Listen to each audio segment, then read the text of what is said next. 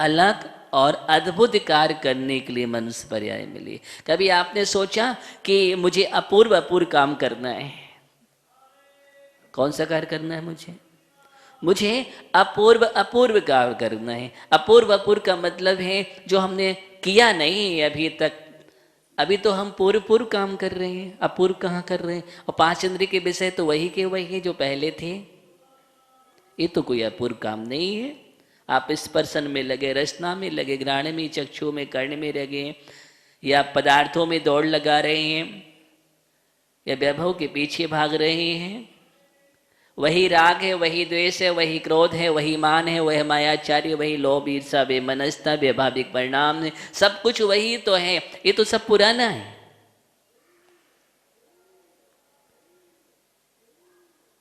नया पुरुषार्थ कहाँ किया आपने? ये सब पुराना है। पुराने को छोड़ देना चाहिए ना। पुराने को छोड़ देना चाहिए। अभी भी तुम सब कुछ पुराना लेकर के चल रहे हो। भवन नए नए बना रहे हो, जीर्ण शीर्ण हो जाए कहते पुराना हो गया, अब इस भवन में नहीं रहना है। वो विचार पुराने, परिणाम पुराने, उनको भी तो बदल दो। ये तो पुराने हो गए। अरे क्रोध, मान, माया, लोभ सब पुराना है। राग द्वेष करना पुराना है, ईर्ष्या बेमनस्ता करना पुराना है, ये विषय भोग पुराने हैं, है कि नहीं? आप इनसे ऊबते नहीं हो? क्यों डूब रहे हैं उसमें? सब पुराना है। शंकर लाल जी कहाँ लगे तुम पुराने में? अब तो पर्याय धीरे धीरे जा रही है, जीर्ण शीर्ण हो रही है, फिर भी तुम पुराने पुराने में लगे हो। प्रकाश जी अब तो प्रकाश में आ जाओ। अब प्रकाश में आ जाओ। ये पर्याय प्रकाश के लिए मिली है, परमार्थ के विकास के लिए मिली है। किसके लिए मिली है? पारमार्थिक विकास होना चाहिए। आपकी साड़ी पुरानी हो जाती है तो आप छोड़ देते हैं, आपके वस्त्र पुराने हो जाते हैं आप छोड़ देते हैं, वस्तु पुरानी हो जाती छोड़ देते हैं, मोबाइल भी पुराना हो जाए उसको भी छोड़ देते हो। नहीं अलाउ। हाँ, वस्तुएं पुरानी हो रही हैं। फर्नीचर भी बदल देते हैं आप। बदलते कि नहीं बदलते हैं? क्यों? पुराना। सब कुछ बदला हमने, सब कुछ पुराना हो जाता है। लेकिन अभी तक तुम्हारे जीवन में कषाएं विषय ये पुराने नहीं हुए। मन में नहीं आता ये सब पुराना, इनको भी बदल दो। ये तो अभी तो कुछ भाव पुराना है, फर्नीचर आदि, लेकिन ये तो कितने पुराने पता है आपको? इनका इतिहास उठा करके देखो, कितने भाव हो गए, कितने भाव से वही तुम जोड़ करके चल रहे हो, वही गंदगी भर करके रखे हो, वही कीचड़ है। हाँ, बदबू नहीं आती आप लोगों के लिए? आदत पड़ गई है। बदलो आदत के लिए। ये बदबूदार है, बदबू आ रहे हैं। हाँ, आप कुछ प्रयास करते हो भैया, खुशबू वाला काम करो। अशोक भैया, यानी कौन सा काम करो? खुशबू वाला, खुशबूदार काम करो। खुशबू आना चाहिए, बदबू आ रही है बहुत ज्यादा। ये भक्ति स्रोत खुशबू है। सबसे बड़ी खुशबू डालो जीवन में भक्ति की, श्रद्धा की। इससे बड़ी कोई खुशबू नहीं होती है। देखो खुशबू भी आएगी और तुम खुश भी रहोगे। हाँ, जीवन बदल के देखो, कुछ परिवर्तन करके देखो ना, बहुत अंतर आ जाएगा जीवन में। तुम खुशबूदार हो जाओगे, खुशबू फैलाओगे, तुम भी खुश रहोगे और तुम्हारे आभा मंडल में जो भी आएगा वो भी खुश हो जाएगा। ऐसा काम करो। तो 5 शक्तियां तुम्हारे पास है। कौन सी शक्तियां हैं? 5 शक्तियां जिसके पास है उसका कोई कुछ नहीं कर सकता है। ये यहां पर बतलाया जा रहा है। वहां पर वन देवता आ गया। आप इतिहास पुराण उठा करके देखो, जंगलों में कौन रक्षा कर रहा है? कोई दिखाई नहीं दे रहा है, लेकिन देव खड़े हुए हैं। कौन खड़े हुए हैं? देव खड़े हुए हैं। सच पूछो तो पुण्य खड़ा हुआ है। कौन खड़ा हुआ है? सच पूछो तो पुण्य खड़ा है। दुनिया में रक्षा करने वाला अगर कोई है तो वो पुण्य है। उपलब्धियां पैदा करने वाला अगर कोई है, अनुकूलता को प्रदान करने वाला अगर कोई है तो वो पुण्य है। और वो साथ ही से पुण्य आता है पंच परमेष्टि की भक्ति से, नुति से, स्तवन से, नमस्कार करने से, आराधना करने से, अर्चना उपासना करने से। वही पुण्य खड़ा होता है कदम कदम पर। तुमने एक अच्छा कार्य किया था, उसका फल देखो, उसका फल देखो। बुद्धिवर जिसका कार्य मछली पकड़ना था, हिंसा कर रहा था, मुराय ने संबोधन दिया और उस धीवर ने एक नियम ले लिया। एक नियम, ऐसा नियम दे दो जिससे हमें कोई परेशानी ना हो। क्या नियम लिया था? तुम्हारे जाल में जो पहले मछली पकड़ में आए उसको तुम अभय दान दे देना। क्या देना? तुम उसको अभय दान दे देना, उसको तुम छोड़ देना। उस नियम का पालन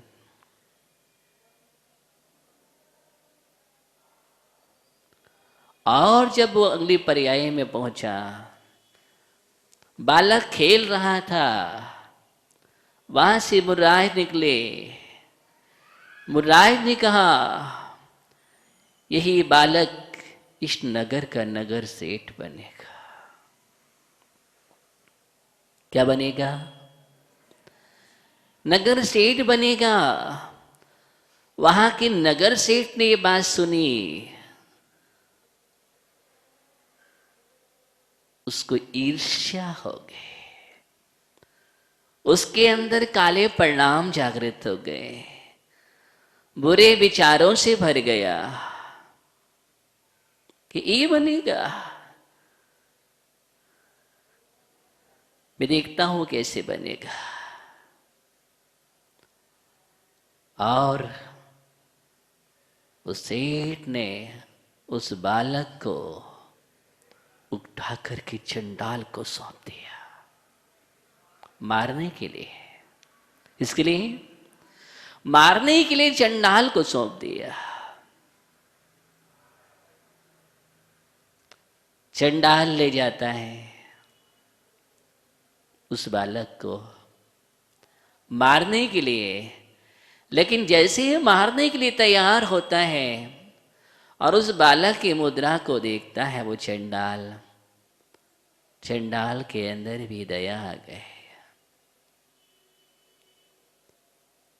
उसका हृदय भी पसीज गया और देखा उसके विचार बदल गए उस बालक को देखने से। जैसी निहारा विचार बदल गए।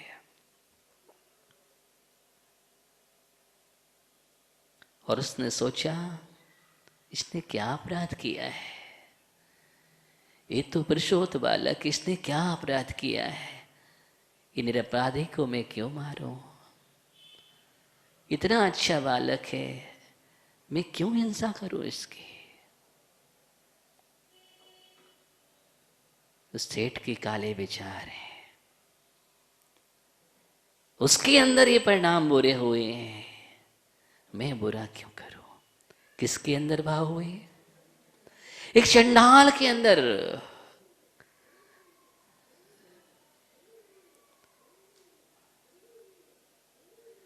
क्या निमित्त का प्रभाव पड़ता है इसका, ये निमित्त का प्रभाव। और उसने, चंडाल ने क्या किया, उस बालक को जंगल में छोड़ दिया, मैं नहीं मारूंगा इसको।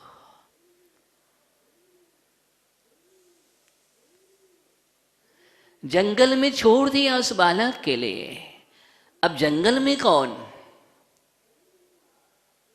चारों ओर पशु पक्षी हिंसक जानवर आदि भयानक जानवर है, और वो बालक पड़ा हुआ है। लेकिन वो बालक साधारण नहीं था। और गाय जब जंगल में चरने गई और बालक को गायों ने घेर लिया, और गायें खड़ी हो गई, और उन गायों का दुग्ध झरने लगा, दुग्ध झरने लगा, और उस बालक के मुख में दुग्ध की धारा पड़ रही है। क्या पड़ रही है, दुग्ध की धारा पड़ रही है। ऐसा कार्य प्रतिदिन चलने लगा। ग्वाले को संदेह हुआ क्या हो गया, ये गायें दुग्ध कम दे रही है, कुछ कारण है। ग्वाले ने जाकर के देखा, अद्भुत दृश्य, कि बालक पड़ा हुआ है, गाय खड़ी हुई है, दुग्ध झर रहा है उसके मुख में।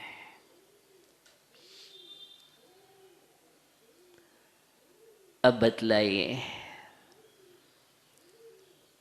कैसा अद्भुत संयोग। वहां चंडाल के परिणाम बदले, इधर पशुओं के भी परिणाम बदले। लोग कहते हैं कौन करता है लालन पालन, हम चिंता करते हैं दुनिया की, हम दुनिया की चिंता करते हैं, इनका क्या होगा। हर व्यक्ति अपना पुण्य और पाप लेकर के आता है। कर्म फिलॉसफी है, तुम कुछ नहीं कर सकते हो। अगर वो पुण्यात्मा जीव है तो सब सहायक है, सब सहायक है। और उस बालक को देख कर के ग्वाले का मन हो गया, ग्वाले ने उस बालक को उठा लिया, ले गया और अपनी पत्नी को सौंप दिया कि वन देवता ने दिया है इस बालक को। किसने दिया है, वन देवता ने इस बालक को दिया है तुम्हारे लिए, इसका लालन पन करो, तुम्हारे पास संतान नहीं है, ये देवताओं ने संतान दी है तुम्हें। और ग्वालन ने उसका पालन पोषण किया। 16 साल का बालक वह यंग युवा हो गया। नियोग की बात है, उसी नगर में, उसी ग्राम में वही सेठ घूमता फिरता वहां पर किस कार से ग्वाले के पास पहुंचा। ग्वाले के पास किस काम से, दुग्ध के काम से, अग्रद के काम से पहुंचा। और पहुंच करके उस बालक को देखा, और बालक जैसे ही देखा तो उसके अंदर विचार आए, और उस बालक के चिन्ह और लक्षण देख करके उसके अंदर भाव आ गए, तो वही बालक है। क्या है ये तो वही बालक है। ओ, अभी तक ये जीवित है। मैंने तो इसके लिए मारने के लिए कहा था, और अब तो ये बड़ा भी हो गया। ग्वाले से कहा, एक काम करो, इस बालक को भेज दीजिए, इस बालक को भेज दीजिए। ये किसका बालक है? आपका ही है। किसका है? आपका ही बालक है। सहजता और सरलता का व्यवहार पहले यही था। कहते ना, ये किसका मकान है? आपका ही है। ऐसा हम कह देते रहे।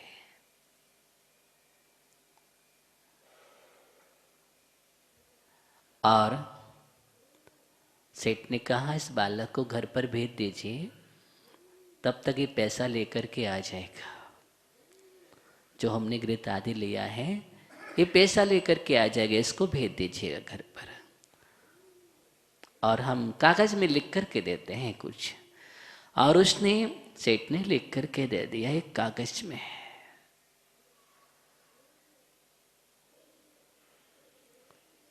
क्या लिखा? ये बालक घर पर आ रहा है, इसको विष दे देना।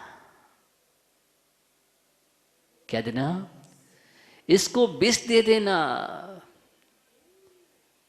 उस सेठ की इतनी गंदी और इतनी बुरी भावना है, ऐसी हिंसक प्रवृत्ति है। उस बालक को नहीं पता, गले में उस कागज को बांध दिया। वह बालक जंगल मार्ग से जा रहा था। अचानक एक वृक्ष के नीचे थक करके बैठ गया और उसको वहां पर नींद आ गई। क्या आ गई? नींद आ गई। और वो जैसे सो रहा था नींद में, अचानक एक वहां से महिला निकली, स्त्री निकली, और उसने उस बालक को देखा। और वह स्त्री और कोई नहीं थी, वही जो मछली, उसी का